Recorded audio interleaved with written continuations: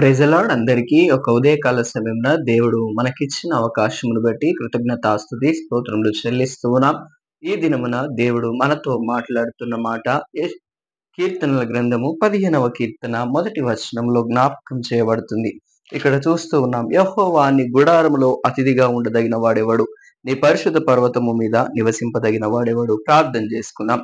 సకలాశీర్వాదములకు కారణభూతుడా నమ్మదగిన దేవ, ఈ యొక్క ఉదయకాల సమయంలో మీ యొక్క వాక్యమును ధ్యానించడానికి మీరు ఇచ్చిన కృపను బట్టి, సజీవత్వాన్ని బట్టి కృతజ్ఞతాస్తుతి స్తోత్రములు చెల్లిస్తున్నాం. ఈ దినమంతట్లో మీరు తోడుగా ఉండి కృప చూపించి సహాయపడి ఈ దిన వాగ్దానంతో మీరు తృప్తిపరచమని యేసు నామమున అడిగి వేడుకుంటున్నాం తండ్రి, ఆమేన్. దేవుడు మిమ్మల్ని మీ కుటుంబాలను నిండుగా దీవించాలని ప్రార్థించే వారముగా మనం ఉంటూ ఉన్నాం. దేవుడి ప్రియులారా, ఈ సమయంలో జ్ఞాపకం చేసుకుంటూ ఉన్నాం. 15వ కీర్తనలో మొదటి వచనంలో మనకు ఎంతగానో స్పష్టంగా వ్రాయబడి ఉన్నది. ఏమని అంటే, యెహోవా నీ గుడారములో అతిథిగా ఉండదగిన వాడెవడు. దేవుని అతిథి గృహములో ఉండాలనంటే ఏమి అర్హతలు కావాలి? ఒక విందుకు వెళ్ళినప్పుడు మన జీవితంలో ఏ విధంగా మనము ఉంటాము అనే దానిని జ్ఞాపకం చేసుకోవాలి. దేవుని ప్రియులారా, ఈ లోకంలో చూస్తూ ఉంటే ఒకరి ఇంటికి వెళ్ళాలంటే వారి అంతస్తులకు తగినట్టుగా మనము ఉంటే వారు ఎంతగానో సంతోషిస్తూ మనల్ని పిలుస్తారు. మనము అతిథులుగా ఉండాలి అనంటే, అనగా మనకు ఏమి లేకపోయినా కూడా దేవుడు మనల్ని ఎంతగానో ప్రేమించే దేవుడు మనకు ఉన్నారు. ఈ సమయంలో చూస్తూ ఉంటే ఒకరి ఇంటికి వెళ్ళాలనంటే మనం వారికి అన్ని విధాలుగా మనము వారికి ఈ విధంగా, ఆ విధంగా అని అంటకట్టబడి ఉన్నప్పుడు వారెంతగానో సంతోషించి మనల్ని పిలవడానికి ఇష్టపడుతూ ఉంటారు. కానీ దేవుడి యొక్క వాక్యంలో జ్ఞాపకం చేయబడుతుంది, దేవుని యొక్క గుడారములో అతిథిగా ఉండాలనంటే ఏ విధంగా ఉండాలి అని కోరుకుంటూ ఉన్నారంటే, చూడండి, నీ పరిశుద్ధ పర్వతము మీద నివసింపదగిన వాడెవరు. ఏ విధంగా నీ యొక్క పరిశుద్ధమైన పర్వతము మీద ఉండాలి ప్రభా అని అడుగుతూ ఉన్నప్పుడు ఇక్కడ జ్ఞాపకం చేస్తున్నాడు 2వ వచనంలో, యథార్థమైన ప్రవర్తన కలిగి నీతిని అనుసరించుచు హృదయపూర్వకముగా నిజము పలుకువాడే. ఏ దినమున మనం జ్ఞాపకం చేసుకుంటూ ఉన్నాం. దేవుని యొక్క గుడిలో, అనగా దేవుడి యొక్క గృహములో మనము అతిథిగా ఉండాలనంటే కేవలము దేవుడి యొక్క పాత్రలుగా ఉంటే సరిపోదండి. మనము నీతి కలిగి జీవించే అనుభవంలోని కూడా మనం నడపబడాలని ఈ యొక్క వచనముల ద్వారా జ్ఞాపకం చేస్తున్నాను. తర్వాత యథార్థమైన ప్రవర్తన కలిగి నీతిని అనుసరించి హృదయపూర్వకముగా నిజము పలికేవారముగా ఉండాలి. నిజము పలకాలనంటే నిజం పలుకుతూ ఉంటాం, కానీ అది హృదయాంతరంగంలో నుండి వచ్చినప్పుడు దేవుడు మనల్ని ఎంతగానో ఆనందింపజేస్తారని అసత్యాన్ని జ్ఞాపకం చేస్తున్నాను. దేవుని ప్రియులారా, ఈ యొక్క ఉదయకాల సమయంలో దేవుడు మనతో మాట్లాడుతున్న శ్రేష్టమైన మాటలను ఈ దినదినమున దేవుడు తనకు కృపను అనుగ్రహించి మనకు ఎంతగానో ఆయన కృప ద్వారా మనల్ని బలవంతులుగా చేస్తూ ఉన్నారని నేను ఎంతగానో సంతోషిస్తూ ఈ యొక్క ఉదయకాల సమయం జ్ఞాపకం చేస్తూ ఉన్నాను. తర్వాత, అట్టివాడు నాలుకతో కొండములాడడు. దేవుని యొక్క బిడ్డలుగా మనము కొండములాడవద్దు అని దేవుని వాక్యంలో జ్ఞాపకం చేయబడుతూ ఉంది. మనము కొండములు చెప్పువారంగా ఉండవద్దు అని దేవుని వాక్యంలో జ్ఞాపకం చేయబడుతుంది. తిమోతి గారు ఎంతగానో స్పష్టంగా రాశారు. అపవిత్రమైన ముసలమ్మ ముచ్చట్లను మాని అని అక్కడ జ్ఞాపకం చేస్తూ ఉన్నారు దేవుడు. ఎందుకంటే మనము మాట్లాడుతూ ఉన్నప్పుడు కొన్ని నిజాలు అక్కడ ఉంటాయి, కొన్ని అబద్ధాలు కూడా అక్కడ మనకు ఉంటాయి, కానీ అవి చూడడానికి నమ్మశక్యంగానే ఉంటాయి. కావున మనం చాలా జాగ్రత్తగా మన యొక్క వ్యర్థమైన మాటల యందు మనస్సు పెట్టక ఉండాలని ఈ యొక్క వచనముల ద్వారా జ్ఞాపకం చేస్తున్నాను. తర్వాత, అట్టివాడు నాలుకతో కొండములాడు, తన చెలికానికి కీడు చెయ్యడు. మనం ఎంతమందినైతే చలికాలుగా స్వీకరిస్తామో వారికి ఏ యొక్క అపాయము రాకుండా మనము ఉండాలని దేవుడు ఎంతగానో కోరుకుంటూ ఉన్నాడు. దేవుని ప్రియులారా, మన యొక్క హృదయములో, అంతరంగములో మనకు ఉంటే మనము చలికానికి కీడు చేయడానికి ఇష్టపడము. ఎందుకంటే ఆయన యందు ప్రేమ కలిగి ఉంటాము. ఎవరి యందు? దేవుడి యందు దేవుడు అనకన్నా ముందు మనము పరులను ప్రేమించే గుణమును దేవుడు మనకు అనుగ్రహిస్తారు. దేవుని ప్రియులారా, ఈ యొక్క ఉదయకాల సమయమున దేవుడు ఎంతగానో మనకు ఆదరణకర్తగా ఈ యొక్క మాటలను మనకు తెలియజేస్తున్నారు. దేవుని ప్రియమైన జనాంగమా, దేవుడి యొక్క సొత్తైన ప్రజలుగా దేవుడు మనల్ని కోరుకుంటూ ఉన్నాడు.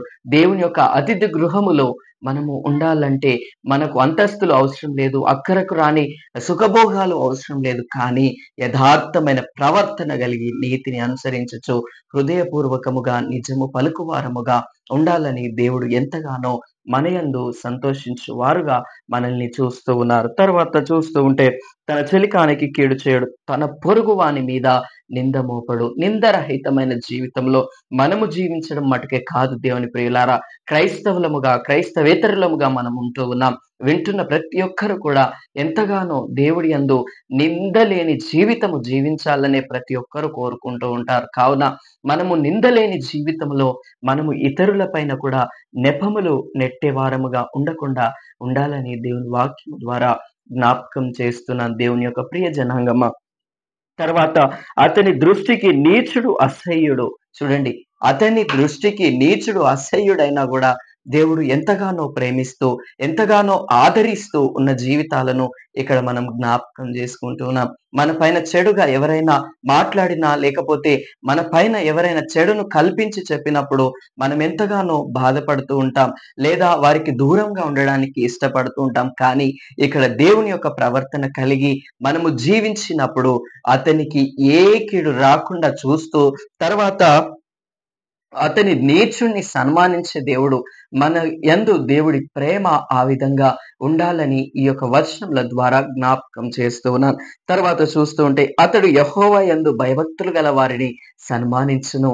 దేవుని యొక్క వాక్యంలో జ్ఞాపకం చేయబడుతుంది, ఆయన యందు భయభక్తులు గల వారి చుట్టూ దేవుడి యొక్క దూతలు కావలి ఉంటారు. దేవుని ప్రియులారా, కావున మనము ఆయన బిడ్డలముగా ఉన్న వారిని ఎంతగానో సత్కరిస్తూ ఉన్నాము, లేదా మన అనుదిన జీవితంలో వారు కనబడుతూ ఉన్నప్పుడు వారిని బట్టి ఎంత మనము వారి దృష్టిలో ఏ విధంగా ఉంటూ ఉన్నాం, మన దృష్టిలో మనము ఏ విధంగా వారిని స్వీకరిస్తూ ఉన్నాం అనే సత్యాన్ని ఈ యొక్క ఉదయకాల సమయమున జ్ఞాపకం చేసుకోనవలసిన అవకాశము, ఆవశ్యకత ఎంతైనా మనకు ఉన్నదని జ్ఞాపకం చేస్తూ ఉన్నాం. తర్వాత ఇక్కడ చూస్తూ ఉంటే అతడు ప్రమాణము చేయగా నష్టము కలిగినను మాట తప్పడు. మనము అనుదిన జీవితాలలో మనము ప్రమాణాలు చేస్తూ ఉంటాం, కపటమైన ప్రమాణాలు చేస్తూ ఉంటాం. నాకు ఈ విధంగా ఉంటే ఆ విధంగా జరుగుతూ ఉన్నప్పుడు మనము స్నేహితులను మర్చిపోతూ ఉంటాము. కానీ మాట ఇచ్చిన దేవుడు మర్చిపోయే దేవుడు కాదు. దేవుని ప్రియులారా, మనము కపటముగా ప్రమాణము చేయక ఉండాలని దేవుని వాక్యములో జ్ఞాపకం చేయబడుతుంది. కావున దేవుని యొక్క వాక్యమును ఎంతైనా మనము ఆస్వాదించి వాటి ప్రకారము జీవించు వారముగా ఉన్నప్పుడు దేవుడు అద్భుత రీతిలో అతడు ప్రమాణము చేయగా నష్టము కలిగినను మాట తప్పడు. దేవుని ప్రియులారా, నాకు కూడా ఒకసారి నాకు ఎంతగానో ఇబ్బంది కలిగింది. ఒక సందర్భంలో నేను ఒకరికి మాట ఇచ్చాను, నేను ఈ విధంగా చేస్తాను, ఈ విధంగా చెయ్యను అని. తర్వాత నాకు అనుకోనని పరిస్థితులలో ఎంతగానో తీవ్రమైన ఆర్థికంగా ఇబ్బంది కలిగింది. కానీ అక్కడ మనము మహిమపరచబడడం కాదు, దేవుడి యొక్క నామ మహిమార్థమై మనము ఒప్పుకున్న దానిని మనము అక్కడ జరిగించవలసిన ఆవశ్యకత, ఎంతైనా ప్రాముఖ్యమైన విషయము అక్కడ ఉన్నది.